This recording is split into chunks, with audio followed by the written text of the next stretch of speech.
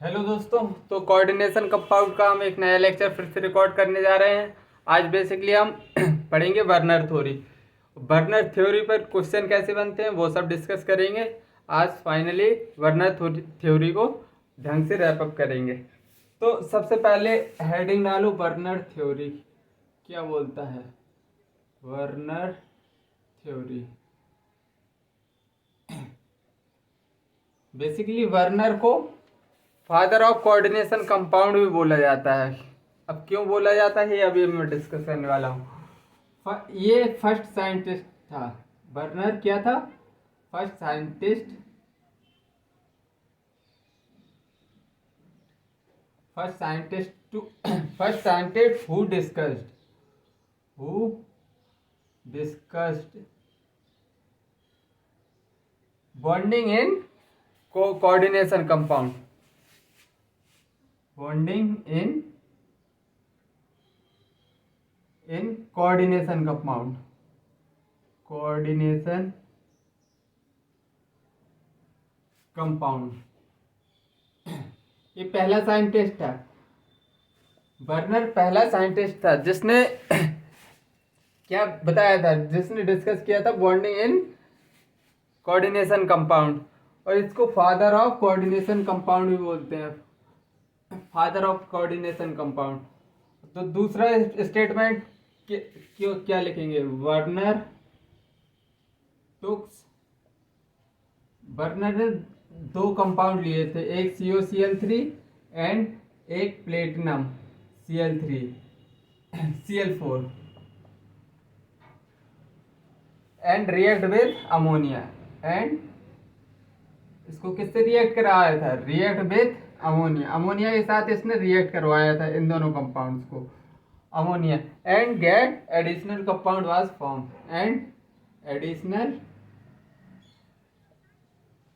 Compound was form.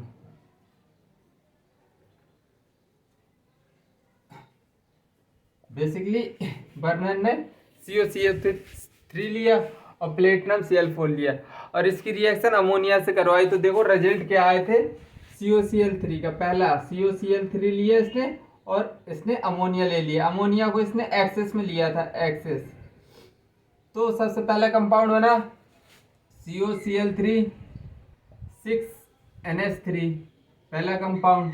दूसरा compound निकल गया है COCl3 5NH3।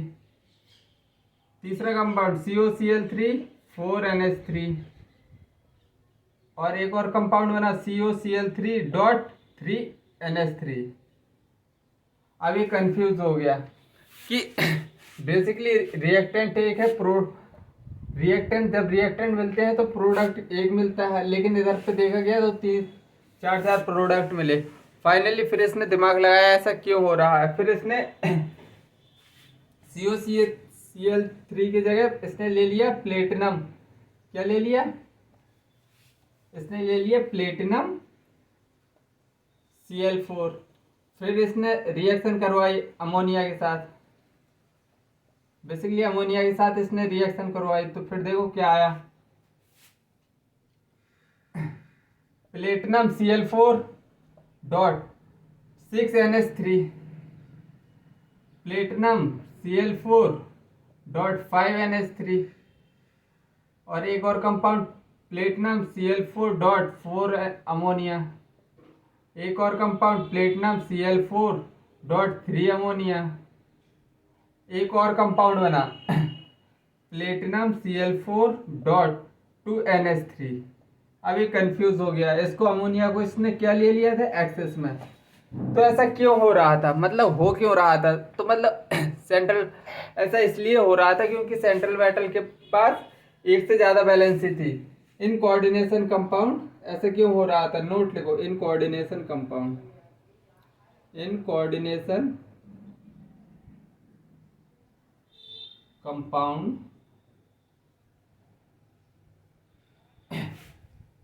central metal atom has more than one valency, more than one valency, more than one valency and hence more than one product are getting, इसीलिए एक से ज्यादा product मिल रहे थे। And hence more than one product are forming, product are getting. तो इतनी बात तो समझ में आ गई कि सेंट्रल पेट्रोल के एटम के पास एक से ज्यादा वैलेंसी है, इसीलिए इससे ज्यादा प्रोडक्ट निकल रहे हैं एक से ज्यादा। तो इतनी बात समझ में आई। अब बर्नर थ्योरी ने मतलब ये मोर देन वन वैलेंसी निकल के आई, तो कौन कौन सी वैलेंसी होती है? तो एक होती है प्राइमरी वैलेंसी, एक होती है सेकेंडरी वैलेंसी। चलो लिखवा दे रहा हूँ, प्राइमरी वैलेंसी, सेकेंडरी वैलेंसी।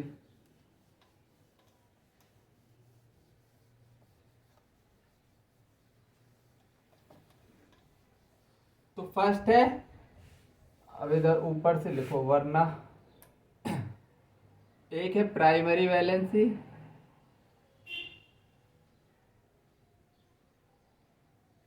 दूसरी है सेकेंडरी वैलेंसी। सेकेंडरी वैलेंसी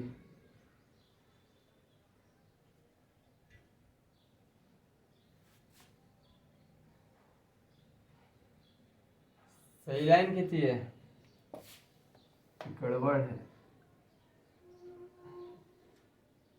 हाँ, तो अब एक एक पॉइंट प्राइमरी वैलेंसी को समझेंगे। प्राइमरी वैलेंसी जो oxidation number of compound, primary valency क्या है? Oxidation number,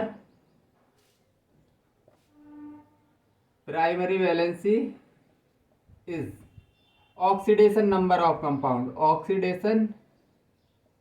oxidation number of compound. Primary valency क्या है? Oxidation number. ऑक्सीडेशन नंबर तो तुम सबको आता है निकालना, सिखाया था। और secondary valency,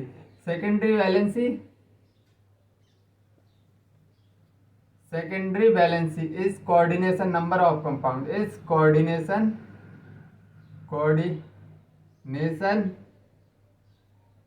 number of compound. Secondary valency basically क्या है? कोऑर्डिनेशन ऑफ कंपाउंड है। दूसरा पॉइंट लिखेंगे, it is satisfied by negative ion, negative ligand. It is satisfied by primary valence में, इट इज सेटिस्फाइड बाय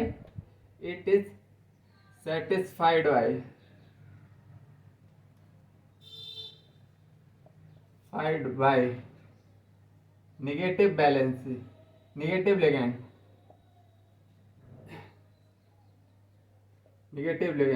जबकि कोऑर्डिनेशन सेकेंडरी वैलेंसी में it is satisfied by neutral ligand, basically neutral भी होते हैं। तो it is satisfied bye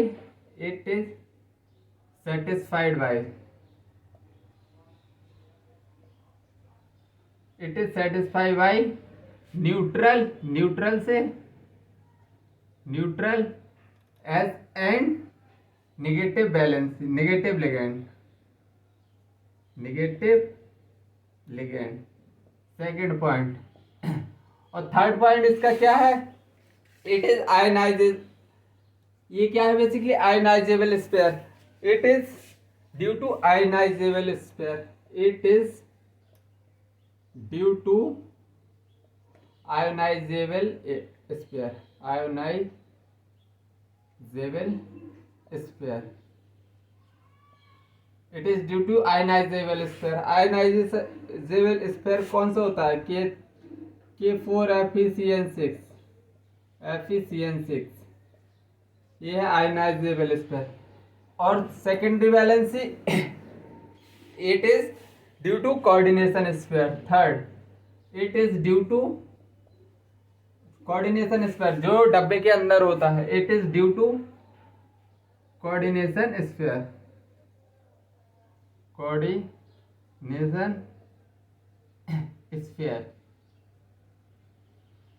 it is due to coordination spare.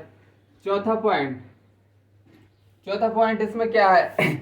ये ionisable in nature होता है। ये क्या होता है? Primary valency ionisable in nature, ionisable in nature, in nature, ionisable in nature. और जबकि सेकेंडरी वैलेंसी होती है non ionisable in nature, non ionisable in nature.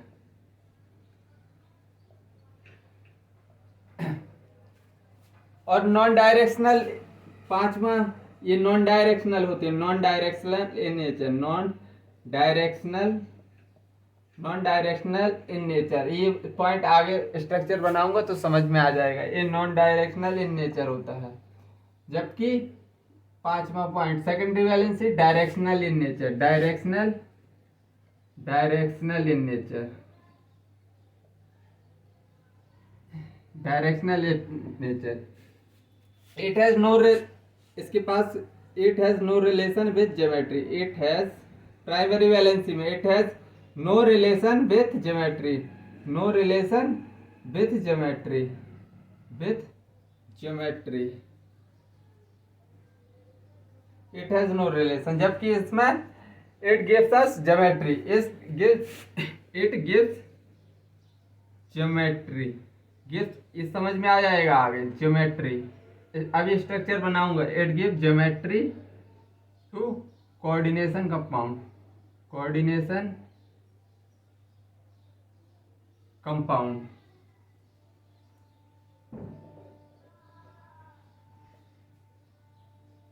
इसको हम प्राइमरी वैलेंसी को डोनेट कैसे करते हैं, डोनेटेड बाय डॉटेड लाइन। ये कैसे डोनेट करेंगे, ऐसे डॉटेड लाइन, इसको डोनेट करेंगे, डिनोट करेंगे, डिनोटेड बाय डॉटेड लाइन। कैसे, डॉटेड लाइन से, डॉटेड लाइन से। और जबकि सेकेंडरी वैलेंसी को denoted by solid line, denoted by solid line, solid line. इतनी बात चमकी हो तो बताओ, ये पॉइंट चमके हो तो बताओ जो मैंने लिखवा है। It is oxidation number, oxidation number in of compound, primary valency basically oxidation number of compound होता है। It is satisfied by negative ion, negative ligand. देखो इसको K4FeCN6। अब मैं इस पॉइंट को तो डिस्कस करूंगा, इधर ही करूंगा। और K4FeCN6, तो देखो ये बेसिकली प्लस है तो इधर आएगा -4 और इस पे -6 चार्ज रहेगा तो इस पे निकल के कितना आएगा, +2। तो देखो अंदर का जो चार्ज होगा वही बाहर का चार्ज होगा, मतलब it is satisfied by negative ligand, मतलब primary valency it satisfied by. अगर सिंपली ये -4 किसकी वजह से आया, K4 की वजह से, तो it is satisfied by negative ligand. Negative ligand जो अंदर देखो इस पे माइनस, साइनाइड के ऊपर -6 चार्ज है, आयरन के ऊपर कितना चार्ज निकला, +2। किस, तो अंदर का चार्ज देखो +2 और -6 को, तो -4 आ रहा है। अब तुमको समझ में आ गया होगा, it is satisfied by negative ligand. और ये secondary valency basically it is satisfied negative and positive. ये आयनाइजेबल स्फीयर होता है जो K4FeCN6 का, जो ब्रैकेट के बाहर है तो वो आयनाइजेबल स्फीयर होता है, जो ब्रैकेट के डब्बे के अंदर होता है वो कोऑर्डिनेशन स्फीयर होता है। ये आयनाइजेबल इन नेचर होता है, नॉन आयनाइजेबल इन नेचर होता है, क्योंकि ब्रैकेट के अंदर वाले ब्रैकेट के अंदर ही रहेंगे। नॉन डायरेक्शनल इन नेचर, अभी ये स्ट्रक्चर से समझ में आ जाएगा पॉइंट तुमको, ये डायरेक्शनल इन नेचर क्यों होता है ये बात तुमको समझ जाएगी। It has no relation with geometry, ये भी तुमको चमक जाएगी, दोनों बातें चमक जाएंगी। और तीसरी बात तो आराम से चमक जाएगी, ज्योमेट्री अब बना रहा हूँ तो स्ट्रक्चर ऑफ बर्नर थ्योरी में 3 पॉइंट लास्ट के चमक जाएंगे, टेंशन मत लो।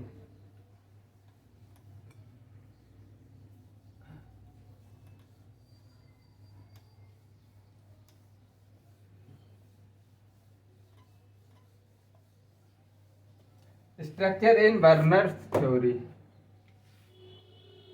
Structure in Werner theory.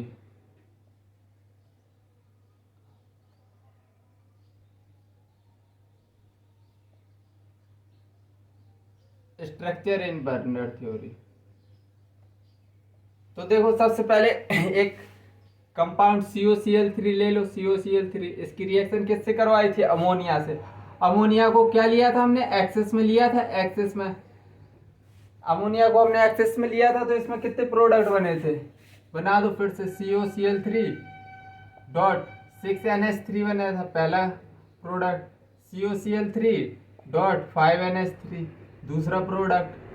COCl3 dot 4NH3 तीसरा प्रोडक्ट। COCl3 डॉट 3NH3 ये 4 प्रोडक्ट बने थे। यही 4 तो प्रोडक्ट बने थे। और बेसिकली कोबाल्ट कितने कोबाल्ट इसका ऑक्सीडेशन नंबर कितना है? +3। निकाल के देखो, ये तो न्यूट्रल है। कोबाल्ट +3 है, मतलब कोबाल्ट +3 है, तो कोऑर्डिनेशन नंबर इसका कितना होगा? ऑक्सीडेशन नंबर का डबल होता है या नहीं? ऑक्सीडेशन नंबर का डबल होता है या नहीं? तो मतलब अगर ऑक्सीडेशन नंबर +3 आ रहा है तो इसका कोऑर्डिनेशन नंबर कितना होगा? 6। इतनी बात चमकी हो या तो बताओ। सबसे मेन स्टेप यही है। अगर तुमको ये बात समझ में आ रही है तो आगे बताओ, तो फिर मैं तुमको ये लास्ट वाले पॉइंट भी समझा दूंगा। तो बर्नर्स क्या बोलता है कि अगर ये 6 कोऑर्डिनेशन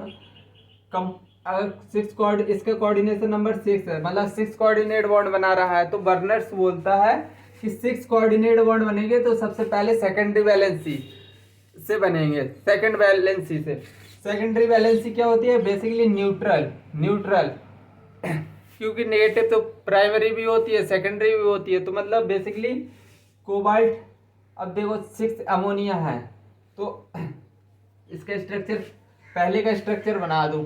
चलो, एक है 1, एक है 2, एक है 3, एक स्ट्रक्चर सबके समझा दूंगा। पहला स्ट्रक्चर बना रहा हूँ COCl3 डॉट 6NH3 का।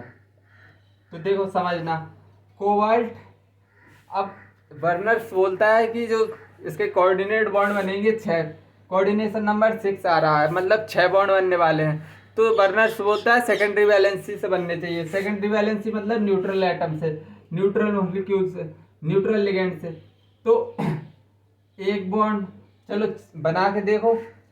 एक अमोनिया लगा दिया, 2 अमोनिया लगा दिए, टोटल 6 अमोनिया है। 3 अमोनिया लगा दिए, चौथा अमोनिया लगा दिया, 5वां अमोनिया, 6ठा अमोनिया, फाइनली 6 अमोनिया है हमारे पास। और 6 कोऑर्डिनेशन नंबर है। कोबाल्ट +3 में कोऑर्डिनेशन नंबर 6 बना रहा है। तो देखो ये डायरेक्शनल, ये क्या दिखा रहे हैं? डायरेक्शनल है। फिक्स ज्योमेट्री भी है, देखो अच्छे से फिक्स ज्योमेट्री भी दिखाई दे रही, इसकी फिक्स ज्योमेट्री भी होती है और डायरेक्शनल भी होते हैं। जबकि अब आयनाइजेबल स्फीयर, मतलब इसको कैसे लिख सकते हैं हम? CO6, इसको लिख कैसे सकते हैं? CONH3 का होल 6,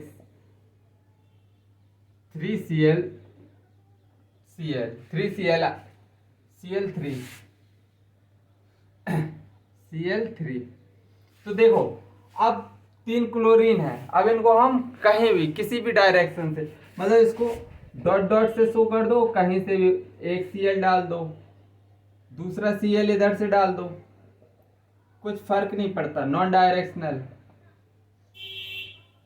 Cl कहीं से, ये Cl तुम इधर से भी डाल सकते हो, इधर से भी डाल सकते हो, इधर से भी डाल दो।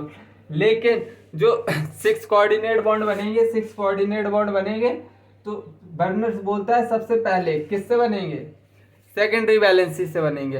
अगर सेकेंडरी वैलेंसी कम पड़ जाएंगे तो देखना अगले मॉलिक्यूल में जो प्राइमरी वैलेंसी है वो बिहेव करेगी।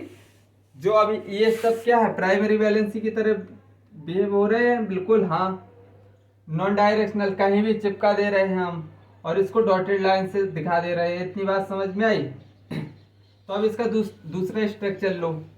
तो इसका दूसरा स्ट्रक्चर COCl3 5NH3। अब देखो कोबाल्ट एक अमोनिया, इसमें 6 कोऑर्डिनेशन, इसका कोऑर्डिनेशन कितने, कोऑर्डिनेशन नंबर 6 है, तो 6 कोऑर्डिनेट बॉन्ड बनने चाहिए। एक अमोनिया है, दूसरा अमोनिया, इधर से लेते जाओ, इसमें टोटल कितने अमोनिया है, 5 अमोनिया है, तो 5 अमोनिया पहले अरेंज करो। 5 अमोनिया अरेंज कर दिए हमने इस तरह, लेकिन कोऑर्डिनेशन नंबर कितना है, 6, मतलब 6 कोऑर्डिनेट बॉन्ड बनेंगे। तो अब एक क्लोरीन आ जाएगा इधर, अब क्लोरीन इधर आ जाएगा, और सिंपली एक सॉलिड लाइन से भी डिनोट करेंगे इसको, डॉटेड लाइन से भी ऐसे डिनोट करते हैं इसको। इतनी बात चमकी हो तो बताओ। और जो 2 Cl बचे हैं अभी 2 Cl क्या है, 2 Cl बचे हैं, 2 Cl को हम कहीं भी किसी भी डायरेक्शन में अरेंज कर दो डॉटेड लाइन से, 1 Cl 2 Cl, और इसको कैसे लिखेंगे, CONH3 का होल 5 Cl और इधर Cl2, इस तरह लिखेंगे। अब ये क्या सेकेंडरी वैलेंसी की तरह बिहेव करने लगा क्लोरीन। तो इतनी बात चमकी। चलो तीसरा स्ट्रक्चर बनाओ, ये दूसरा स्ट्रक्चर था, तीसरा स्ट्रक्चर बनाओ। तुमको धीरे धीरे चमकने लगेगा अभी। COCl3.4NH3। अब इसको बर्नर्स तो सबसे पहले बोलता है कि नहीं, सेकेंडरी वैलेंसी से बनाना है 6 कोऑर्डिनेट, कोबाल्ट +3 में 6 कोऑर्डिनेट बॉन्ड बनाना है। और ये बोलता है, बर्नर्स बोलता है कि सेकेंडरी वैलेंसी से बनाओ, मतलब न्यूट्रल लिगेंड से। न्यूट्रल लिगेंड तो 4 ही हैं, तो 1 2 3 और एक चौथा 4। अब 6 कोऑर्डिनेट बॉन्ड बनाना है, तो अब क्या क्लोरीन आएगा, एक क्लोरीन सॉलिड लाइन से भी डॉटेड लाइन से भी दिखाएंगे इसको, सॉलिड लाइन से प्लस डॉटेड लाइन से Cl। और अब कितने क्लोरीन बच गए, अब बचा है एक क्लोरीन, एक क्लोरीन को किसी भी डायरेक्शन में लगा दो। तो इसको कैसे लिखेंगे हम, CONH3 का होल 4 Cl2 Cl, एक प्राइमरी वैलेंसी में रहेगा, एक क्लोरीन आयोनाइजेबल रहेगा। कहीं भी इधर लगा दो, तुम इधर लगा दो, तुम्हारा जहां पे मन करे उधर लगाओ। अब चलो चौथा स्ट्रक्चर देखो। चौथा COCl3.3NH3। तो देखो CO बर्नर्स बेसिकली क्या बोलता है, CO +3 में है, +3 में 6 कोऑर्डिनेट बनाना है। ये बर्नर्स बोलता है सबसे पहले न्यूट्रल लिगेंड के पास जाओ, क्योंकि सेकेंडरी वैलेंसी से बनाना है हमको जॉइंट। NH3 और एक NH3, 3 तो अमोनिया है। अब चौथा अमोनिया गायब है, मतलब 6 कोऑर्डिनेट बॉन्ड टोटल बनाना है। तो अब इधर क्या आ जाएगा, क्लोरीन, एक क्लोरीन, दूसरा क्लोरीन, तो और तीसरा क्लोरीन। अब कोई क्लोरीन नहीं बचा, सब ब्रैकेट के अंदर डाल दो। NH3 का होल 5 Cl कितने, तीनों। इतनी बात चमकी हो तो बताओ इतनी बात चमक गई हो तो बताओ। बेसिकली चमक जाना चाहिए, ये स्ट्रक्चर तुमको चमक जाने चाहिए। बर्नर्स थ्योरी का थ्योरेटिकल पोर्शन मैंने पूरा कंप्लीट करवा दिया है। अब देखो इस पर न्यूमेरिकल कैसे बनते हैं। थ्योरेटिकल पोर्शन हो गया, अब देखो इस पर न्यूमेरिकल कैसे बनते हैं। तो इलेक्ट्रिकल कंडक्टिव तो कैसे बनते हैं, सबसे पहले इस पर क्वेश्चन बनते हैं, electrical conductivity in complex compound पूछता है। Electrical conductivity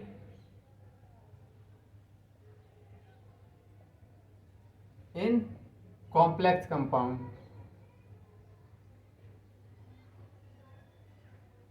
in complex compound. तो देखो सबसे पहले electrical conductivity, electrical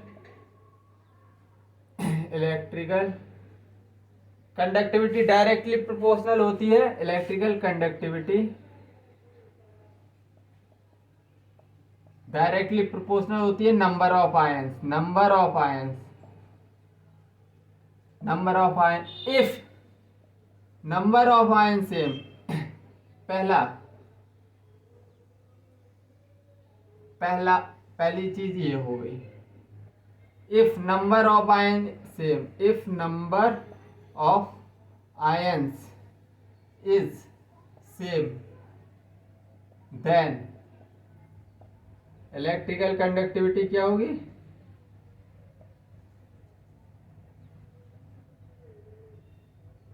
electrical conductivity directly proportional किसके हो जाएगी, चार्ज के, डायरेक्टली प्रोपोर्शनल हो जाएगी किसके, चार्ज के। इतनी 2 पॉइंट याद रख लेना है बस, तुम्हारे क्वेश्चन निकल जाएंगे। अगर सबसे पहले क्या देखना है, electrical conductivity number of ions, अगर नंबर ऑफ आयंस जिसमें ज्यादा है उसकी इलेक्ट्रिकल, मतलब if number of ions, number of ions ज्यादा है तो इलेक्ट्रिकल कंडक्टिविटी क्या होगी, इलेक्ट्रिकल कंडक्टिविटी क्या होगी, ज्यादा होगी, electrical conductivity TBT, TBT conductivity क्या होगी, इन ज्यादा होगी। अगर if number of ion, number of ion same है, सेम है तो इलेक्ट्रिकल, तो चार्ज अगर ज्यादा होगा, तो चार्ज अगर ज्यादा होगा तो इलेक्ट्रिकल कंडक्टिविटी क्या होगी, electrical conductivity, electrical conductivity, electrical conductivity ज्यादा होगी। Simply, simple simple. सबसे पहले तुमको देखना है number of ion, number of ion देखने आ गया, फिर देखना है चार्ज। तो चलो इस पर क्वेश्चन करते हैं, विच शो मोर, क्वेश्चन कर लो आ जाएगा question, which show more conductivity, more conductivity.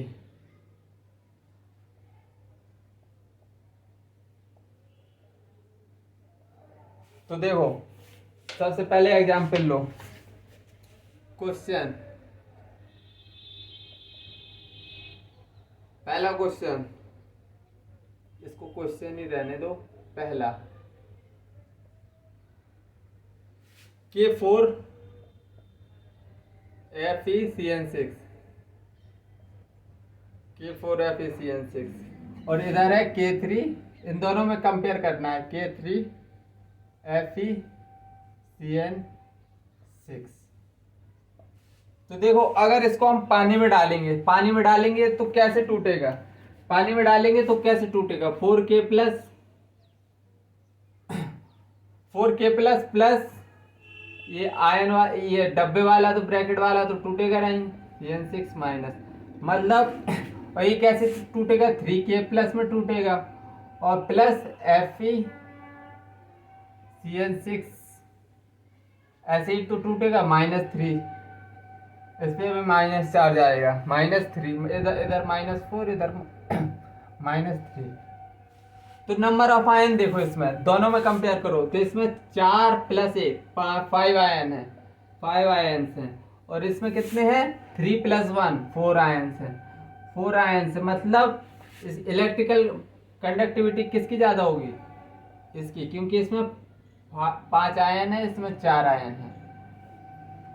एक और क्वेश्चन करो, दूसरा, मजा आएगा। CONH3 का होल 5Br, ये ब्रैकेट में बंद कर दो, सल्फेट,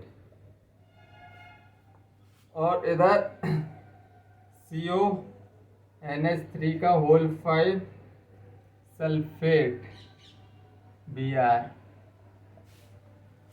तो देखो इसको पानी में डालेंगे तो कैसे टूटेगा, इसको पानी में डालेंगे तो कैसे टूटेगा, CONH3 का होल 5 Br -2 +2 और इधर प्लस SO4 -2 में ऐसे ही तो टूटेगा।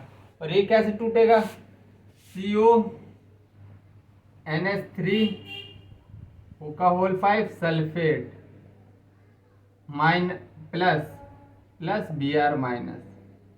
तो देखो इधर आयन, देखो इधर आयन है, टू आयन्स हैं, टू आयन्स। तो इधर कितने हैं, इधर भी टू आयन्स हैं।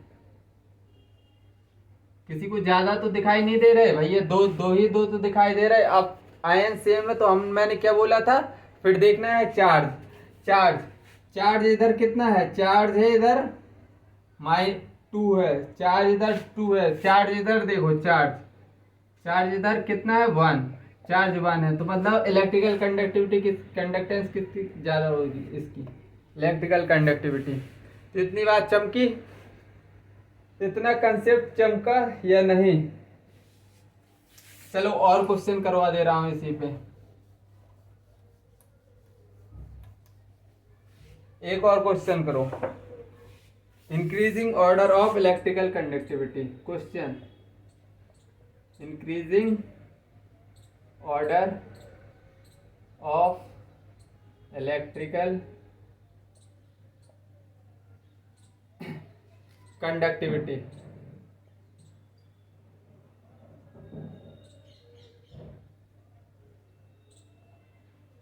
Increasing order of electrical conductivity, पहला example COCl3 6NH3। Second example COCl3 .5NH3। Third example COCl3 .4NH3। Fourth COCl3 .3NH3। तो इसको इसके increasing order of electrical conductivity पूछी है, तो सर इसको कैसे लिखेंगे, CO+3 में है तो 6 कोऑर्डिनेट बॉन्ड बनाएगा, CONH3 का होल 6 Cl3। इसका कैसे कंपाउंड बनेगा, CONH3 कितने हैं, 5 हैं, 5 अमोनिया है, लेकिन टोटल कोऑर्डिनेट बॉन्ड कितने, कोबाल्ट +3 में 6 कोऑर्डिनेट बॉन्ड बनाता है, तो एक क्लोरीन अंदर चला जाएगा, इधर कितने बचेंगे 2।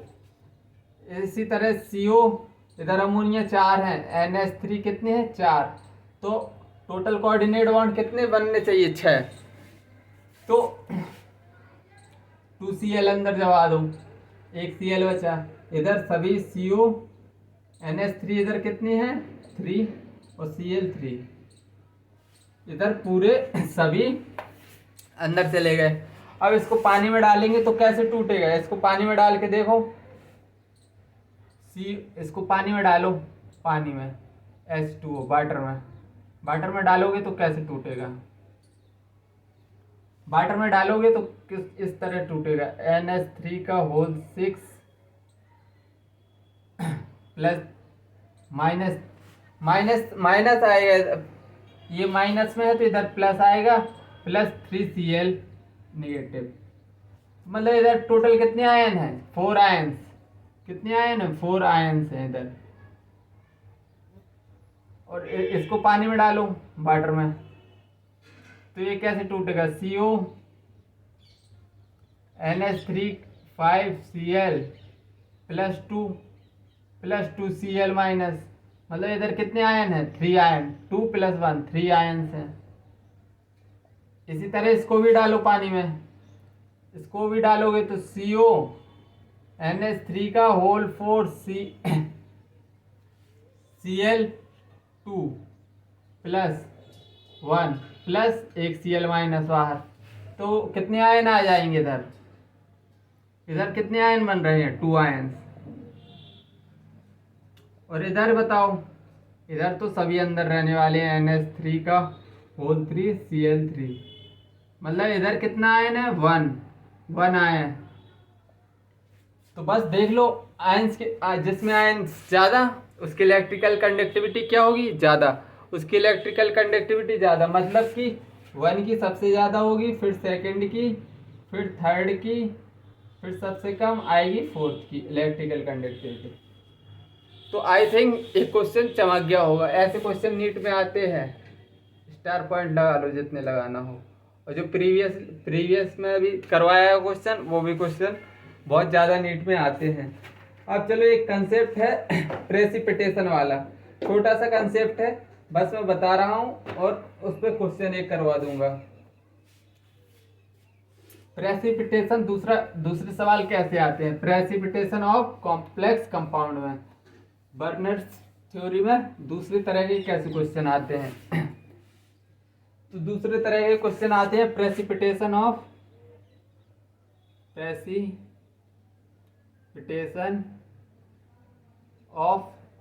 कॉम्प्लेक्स कंपाउंड,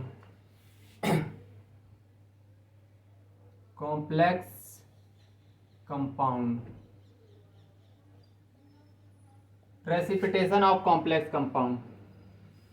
तो सबसे पहले एक कंपाउंड लेंगे। देखो मैं इसको समझा रहा हूं।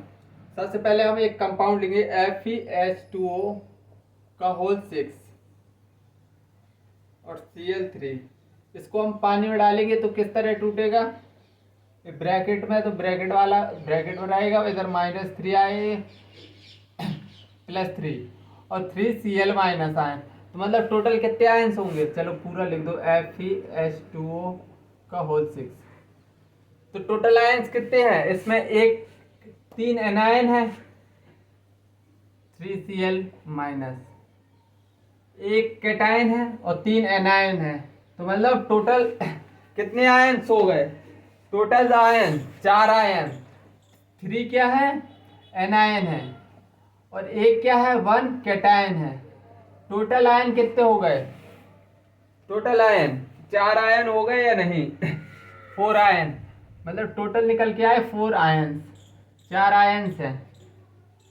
अब देखो, अगर इसी को हम आयरन H2O का होल 6 Cl3, इसकी रिएक्शन हम AgNO3 से करवाएंगे। NO3, AgNO3 एक्सिस में है, किस में है, एक्सिस में,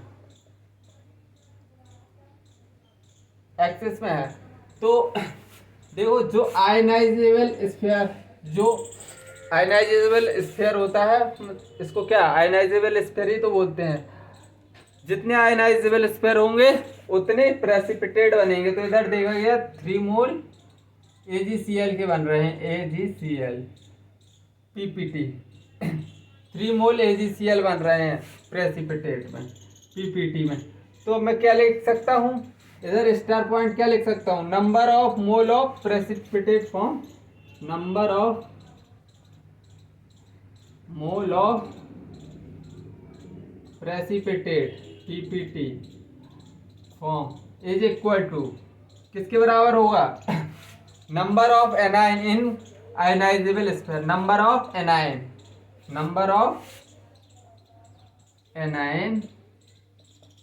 इन आयनाइजेबल स्फीयर।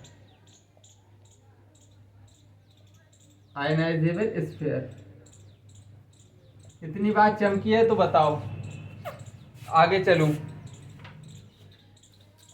और इस पर एक क्वेश्चन भी करवाऊंगा। चलो एक क्वेश्चन करवाता हूं।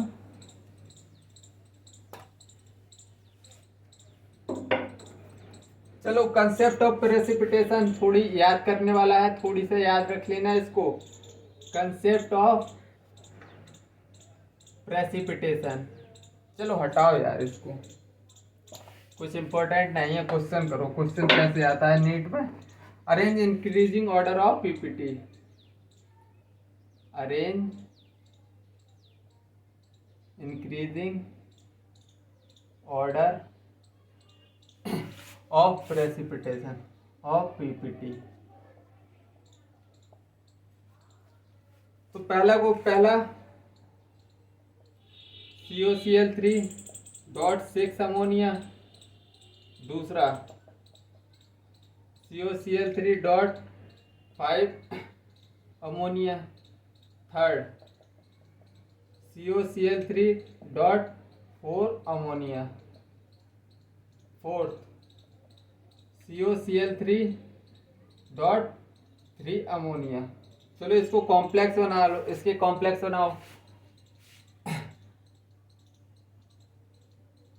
इसका कॉम्प्लेक्स बनाओ सबसे पहले। CO कोबाल्ट +3 में कितने कोऑर्डिनेट बॉन्ड बनाएगा, NH3 का होल 6 और Cl3, यही तो बनेगा इसका कॉम्प्लेक्स। और इसका कॉम्प्लेक्स क्या बनेगा, CO NH3 का कितने हैं, 5 हैं, तो एक अंदर क्लोरीन चला जाएगा और इधर बचेगा Cl2। इसका बनाओ CO NH अमोनिया कितने हैं इधर, 4, तो 2 क्लोरीन अंदर चले जाएंगे, एक क्लोरीन बचा। CO NH3 कितने में है, 3, Cl3। अब इसकी रिएक्शन हम किससे कराएंगे, AgNO3 से, AgNO3 से। पेन गिर गया, पता नहीं क्या चाहता है पेन। AgNO3 सबकी रिएक्शन AgNO3 से करवाओ। AgNO3 बेसिकली क्या है, एक्सिस में है AgNO3। तो अब देखना प्रेसिपिटेट कितने मोल बनेगा, तो इधर आयनाइजेबल स्फीयर में कितने क्लोरीन है, 3, तो क्या 3 मोल AgCl बनेगा, 3 मोल AgCl। और इधर कितने, 2 क्लोरीन है, 2 मोल AgCl बन जाएगा। इधर कितने मोल है, 1, तो 1 मोल AgCl बन जाएगा। और इधर कितने हैं, 0, तो इधर 0 बनेगा। तो arrange increasing order of precipitate, सबसे ज्यादा प्रेसिपिटेट किस में बन रहा है, 1 में, फिर सेकंड में, फिर थर्ड में, और सबसे कम बन रहा है 4th में। तो आई थिंक इतनी बात तुमको चमकी होगी। आज का लेक्चर आई थिंक समझ में आया होगा। बर्नर थ्योरी पूरा अच्छे से रैप अप किया है। पहले थ्योरेटिकल पार्ट, फिर 2 तरह के क्वेश्चन बनते हैं, दोनों तरह के क्वेश्चन करवा दिए। ये भी क्वेश्चन थोड़ी इंपॉर्टेंट ही है, मतलब मोस्ट इम्पोर्टेंट। ये बर्नर थ्योरी में ऐसे क्वेश्चन बनते हैं, इलेक्ट्रिकल कंडक्टिविटी पे, एक प्रेसिपिटेट पे। तो आई थिंक इतना समझ में आया होगा। चलो आज के लिए इतना ही रखते हैं, जब तक के लिए बाय, जय हिंद।